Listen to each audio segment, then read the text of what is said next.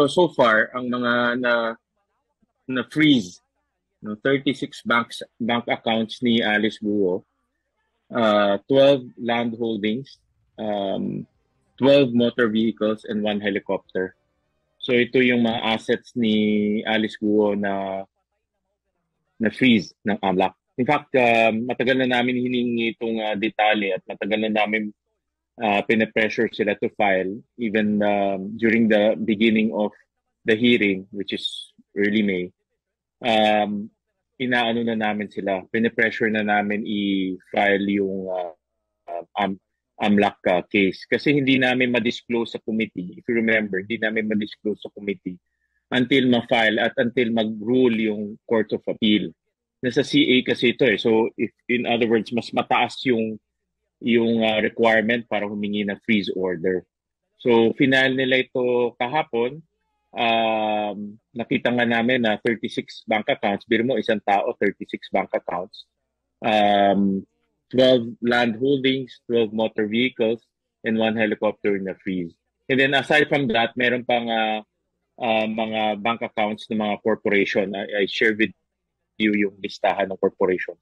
At yung mga individuals kasama doon yung mga fugitives na partners ni Alice Guo. So lahat yun na freeze. And gagawin ko na lang next hearing, ipapa-explain ko sa kanila yung amounts na freeze per person. Kasi binigay nila sa amin yung amounts. At malaking amounts talaga. We're talking about billions. No? In a span of 3 years, na billions yung pumasok sa accounts ni Alice Guo.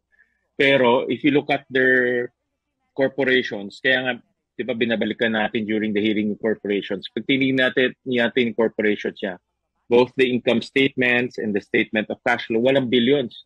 Puro hundreds of thousands lang. Kaya nagtataka nga kami, paano nagawa yung Bambang Pogo Hub, no, na ang halaga 6 billion, pero hindi lumalabas sa any of their financial statements.